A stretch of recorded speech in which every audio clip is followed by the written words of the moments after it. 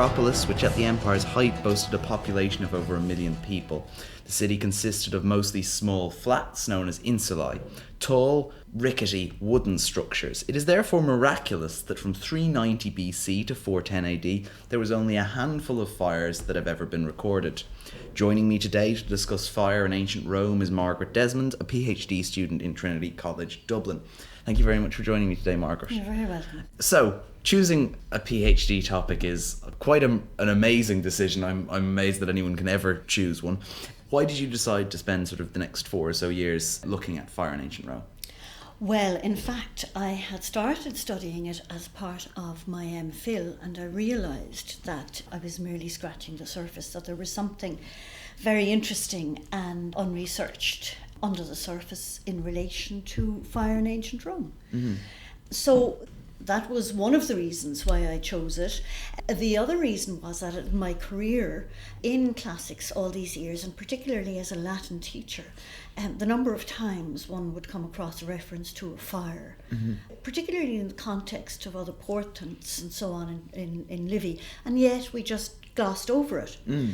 So I thought that, well, I could see that this was an under-researched area, and then I decided that I would try to look at something that is very difficult to see, and that is the human experience of fire in Rome. Now, obviously the first thing you need to look at is your sources. What sources do you use when you look at fire in ancient Rome? You mentioned Livy there. Yes. Well, we look at the usual suspects. In other words, Tacitus, Livy, Suetonius, Cassius Dio, a number of later writers as well, Valerius Maximus, Ammianus Marcellinus, and so on.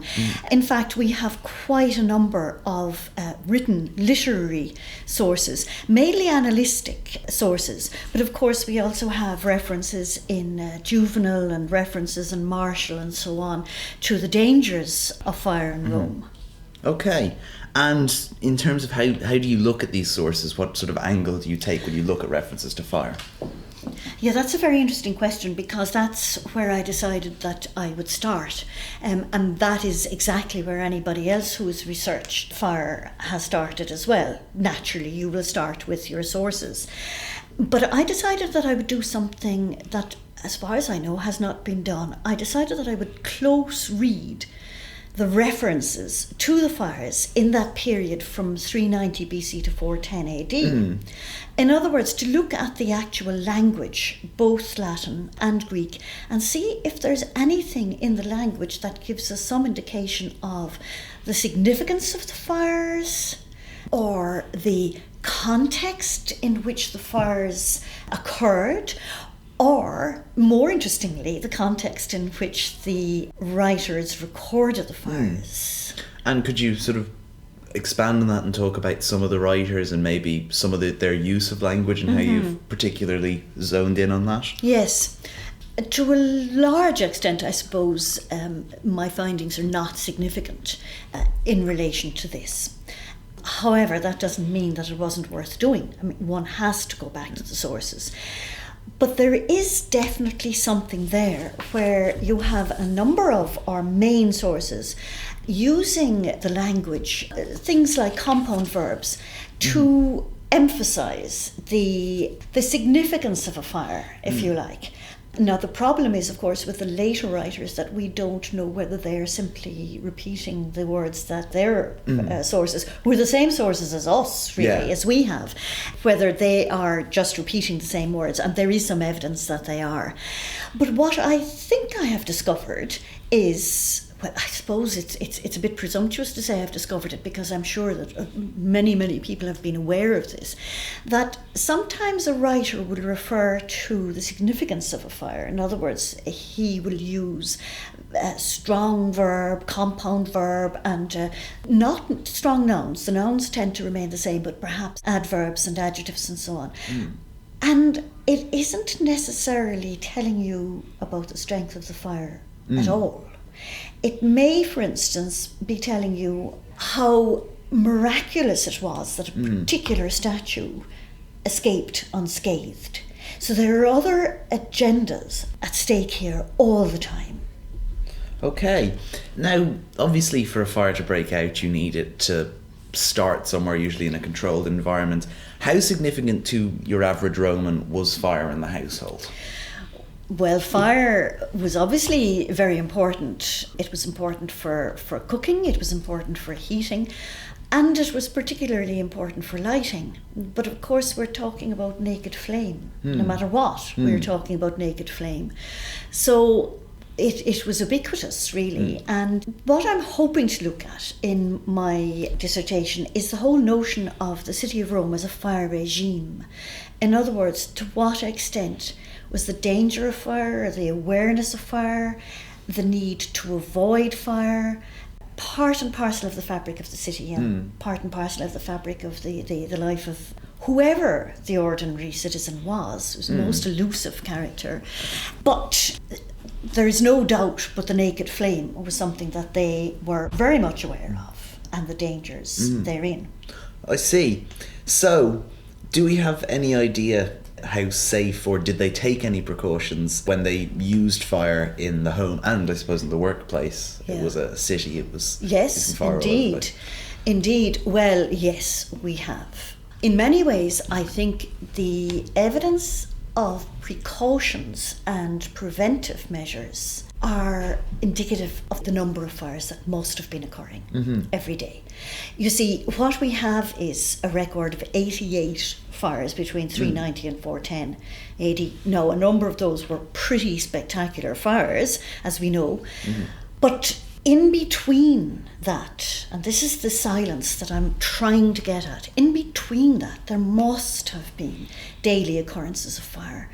Now, the great writer on the fire brigade in Rome, Rainbird, estimated that there must have been 100 fires a day in Rome at its height. Now, how he worked that out, I'm really not sure, except that if you look at, and you were asking me about how aware and what preventive measures and so on, if you look at the legislation, which refers to the building regulations, and this dates actually from the 12 tables, would you believe?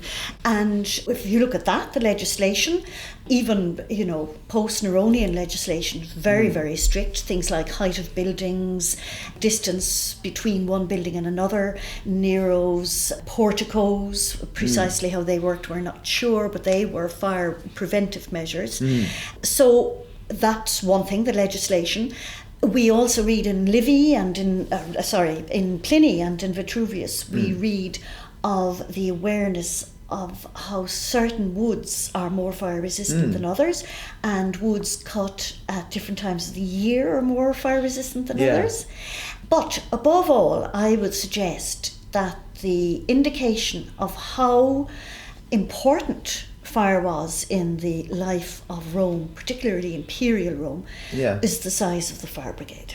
I see. Now, the next question I have down here is, did they have a fire brigade? You've answered that. Yes. What was the structure of their fire brigade like? Well, yes. How did it operate, and was it very effective? Yeah, it was paramilitary for a start. Now, there were 14 regions in Rome, as you know, and there were 7 cohorts, each one of the fire brigade, that is, each one responsible for 2 of the regions. Now, they had quarters, excubatoria, and they had also castra, which were like barracks where they would keep all their fire equipment and so on. Now, we're talking about, by the way, probably still, I think, the greatest fire brigade ever per square metre in the city.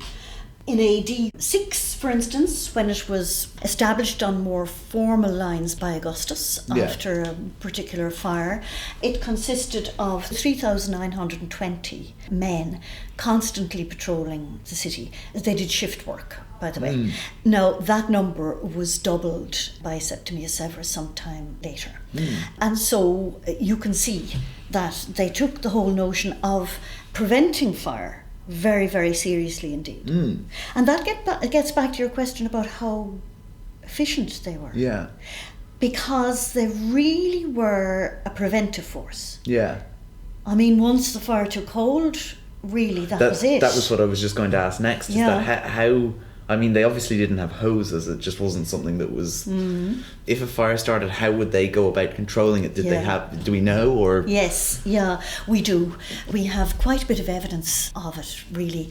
They did have a hose. They had a thing called a sifo, but it was not very effective, as you could imagine. And the other thing was that trying to get their equipment through the narrow streets of Rome was rather difficult. And so I suppose the main way in which they would try to douse a fire would be by bucket, a chain of men passing buckets to each other. Now, luckily enough, as you know, there was a constant source of water in Rome. So there was water. Yeah. Well, also the aqueducts, and, you know, at every street corner you would probably have a fountain of some kind and so on. And it was water that flowed continually or continuously. It didn't stop at any point.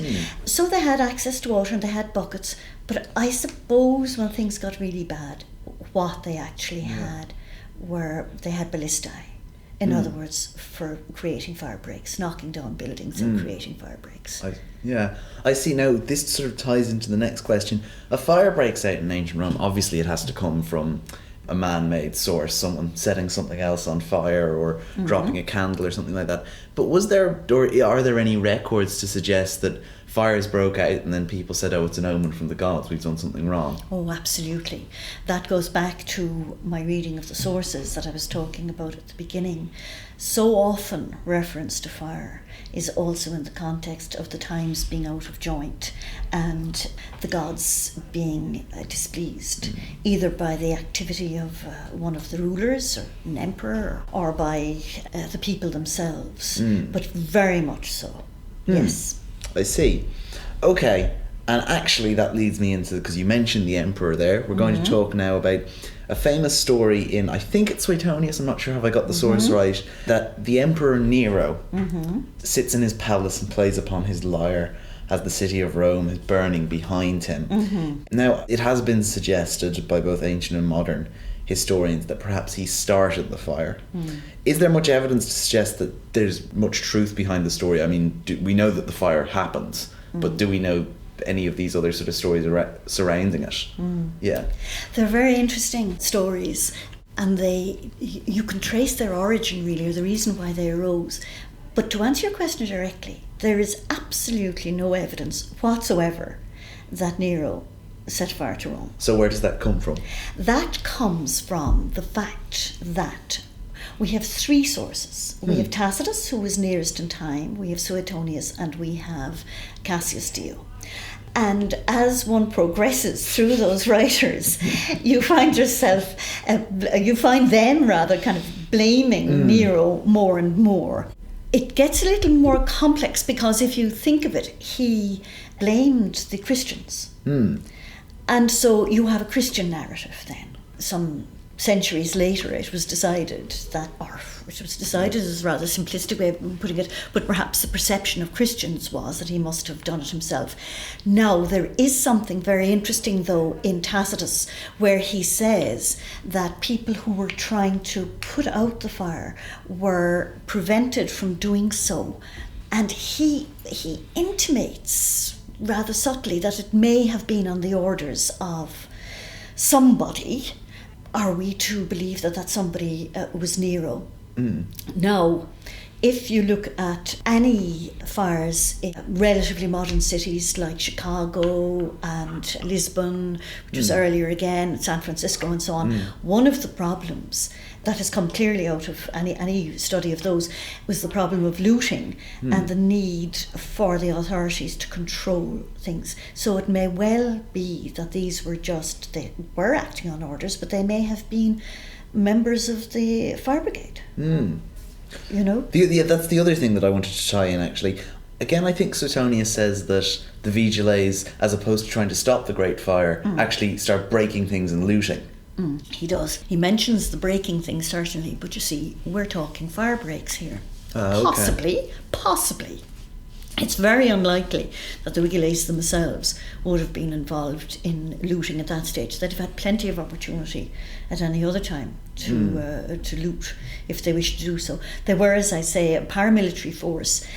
they would have a certain status. Certainly the praefectus vigilum would have a very definite status in Rome, and I think they would have been rather careful of their jobs. Okay. So that's another myth debunked about Nero. There's so much rubbish about him out there. Now, to lead that into sort of your research, is there any way that you can utilise modern firefighting techniques and modern study of fires in a more modern setting for the purpose of your research? Yes. Yeah, that is very much a part of my research. I've been to Dublin City Fire Brigade, to their research department. They have a terrific research officer. I've been to the fire brigade in Cork. I've spoken to fire engineers and so on. And I've actually spoken to retired fire insurance people who remember Ireland and London, particularly in the 1960s, when if a fire occurred in a building, in a public building, the building had a little metal plaque near the door with the number of the fire brigade to ring. So in other words, they were like tied agents to fire brigades. which is interesting. You see, I suppose things haven't changed. Things didn't change really much in relation to fire technology until the 20th and now the 20th century, I would suggest. Now, you're asking me about firefighting methods and so on.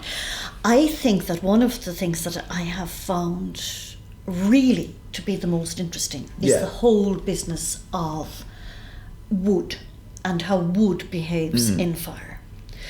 Because in your introduction you said the insulae were wooden frame buildings, which indeed they were, filled with rubble, opus craticium, and they would go on fire very, very quickly. Also, you know, the public buildings, the roofs and so on of temples, great big beams. But since 9/11, there's been an amazing amount of study on the whole business of how materials behave in fires. I mean, we saw ourselves how the towers just collapsed because they were metal. It's now suggested that if they had had a cladding of wood on them, that the wood would have reached a certain temperature and it would actually have prevented the metal from reaching the temperature that it did. Right. So it actually behaves like a form of insulation, if the wood is thick enough. And so there's a whole new movement in rethink wood movement, it's called, as far as building and as far as fire safety is concerned. That's happening.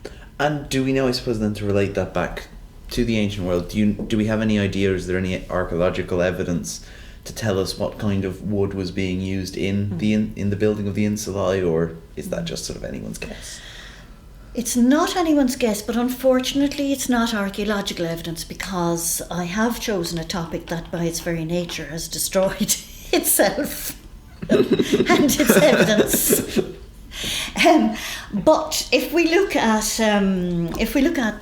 Pliny particularly, where he suggests that if you put alum on wood, it will prevent it from burning.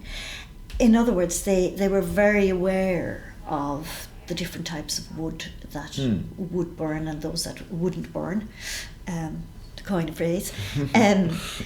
Okay, and you mentioned, sorry, I'm sort of jumping all over the place, but I keep remembering things that I want to ask.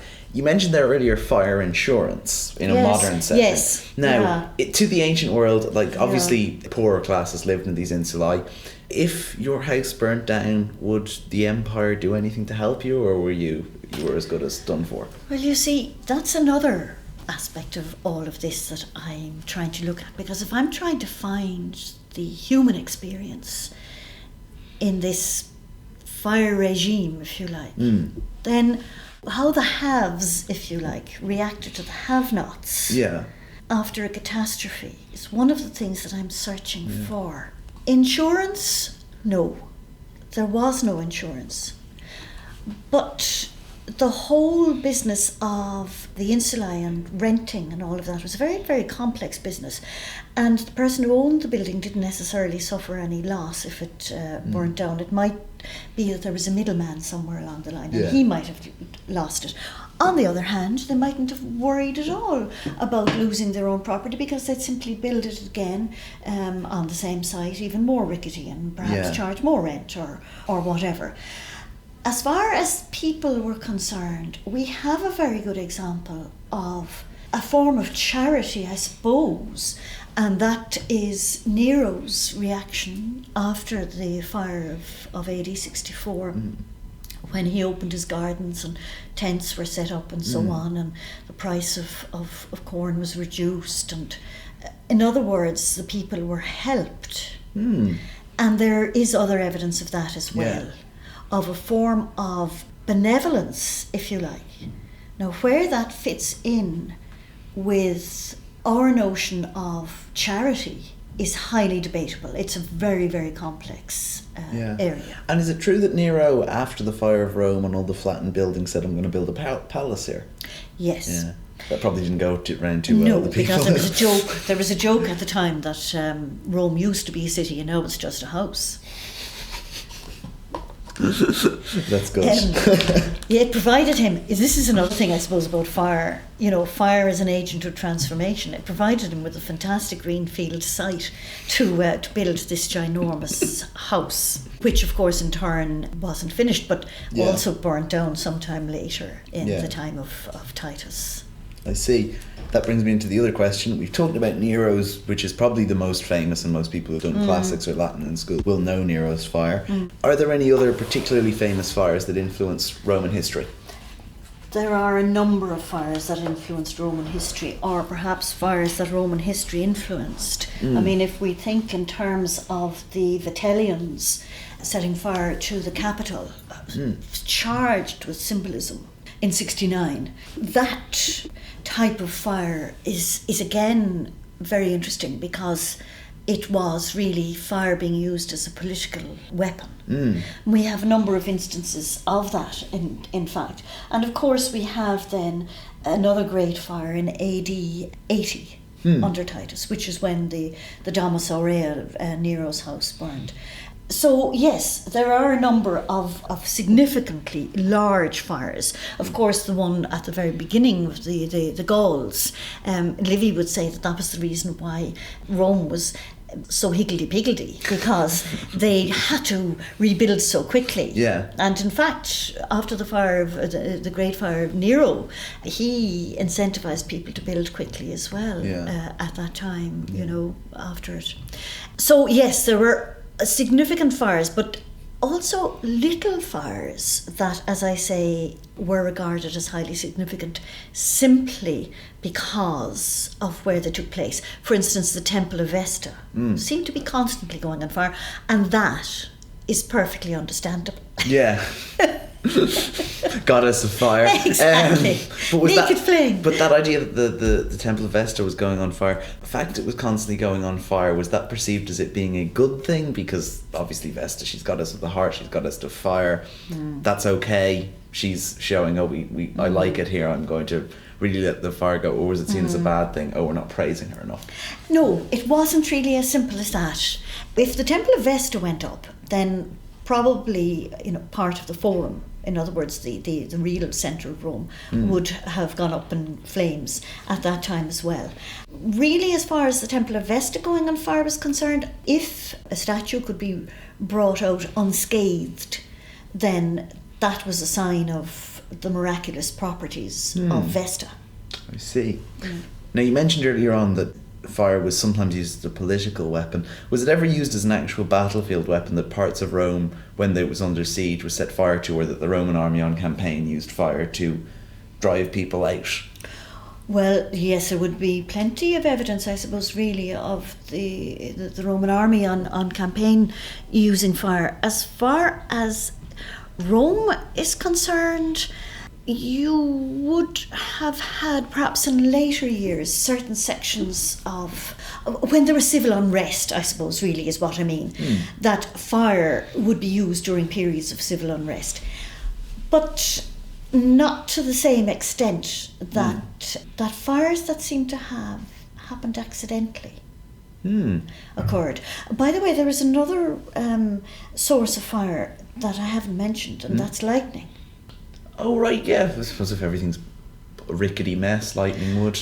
Well, you see, this is the thing. Now, there was somebody called Cantor wrote about fires in Rome in the 1950s, and he said that obviously there had been an awful lot of lightning, and that there was evidence therefore of climate change, because there isn't that much lightning in Rome nowadays. In fact, I was there last month and there was an awful lot of lightning, but that's not the point. But, yeah. The point is that why is the lightning mentioned? It's not. This is what I mean by having to be very, very careful at taking your sources at face value. Yeah. I'm actually just thinking in relevance to modern, wasn't it when the last Pope said he'd stepped down that night, there was a bolt of lightning struck the top of the Vatican and everyone was up in arms thinking, oh, this is a sign. There you so are. it's probably the same kind of thing. Things never change. Yeah, exactly. So that you were talking about modern scholarship there. What kind of modern, like, has there been lots, or are you really pioneering the way? I'm not pioneering the way. There hasn't been that much, though, to be honest with you. One of the models I'm looking at is Gregory Aldretti's book on floods of the Tiber in ancient Rome, because he looked at floods in an entirely a new way, and he looked at comparative floods, for instance, after Hurricane Katrina, and the effect that it would have on the ordinary person. Things like post-traumatic stress and so on. Yeah, exactly. And that's, I suppose, really what I want to look at. What was it like to live in constant threat?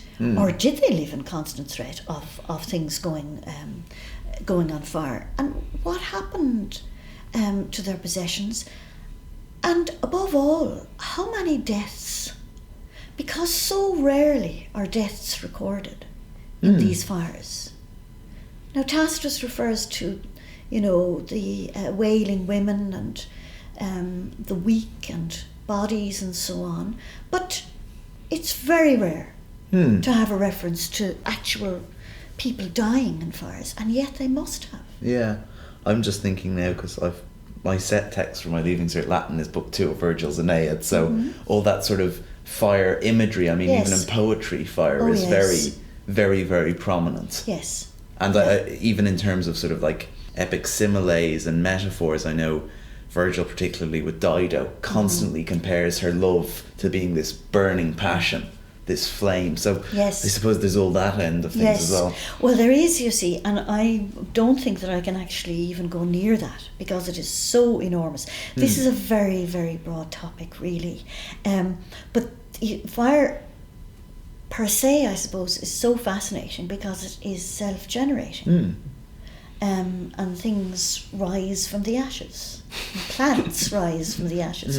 There was a plant, a little tiny plant, grew after the fire in London. Yeah. The Great Fire of London. Suddenly appeared this little plant, and they didn't see it again until after the Blitz in the 1940s. Wow. What Yeah. kind of plant was it? I can't remember exactly what it Okay. was. I have it somewhere. I took note of it somewhere.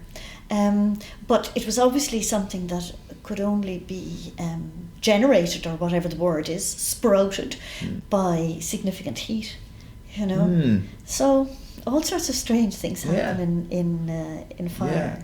So that sort of, to sum everything all up that you've talked about, if I could take only 3 facts about fire in ancient Rome away from this podcast, what would they be? I think the size of the fire brigade in Rome is just fascinating. It really is. What was the entire figure? The entire figure would be around 5,000. Wow. And as I say, on military lines, there is only one excubatorium that you can look at now in Rome, and it's rather difficult to get into it. It's in Trastevere. I was there last month, and it was very sad, really, that it's more or less been abandoned, if you like. However, if you go to Ostia, you will get wonderful insight into the size and the importance of the fire brigades. So that would be one thing. The second thing that I would like you to take away is that we can't take the sources at face value. When they mention fire, what exactly are they talking about? We have to treat them with great caution. And the third thing is, I suppose, what I'm searching for, and the hardest thing to find, is the silence between the fires that are recorded. The silence of the human experience Yeah. and the fear and the trauma, if it was there, Yeah. of fire for the people of Rome. Wow.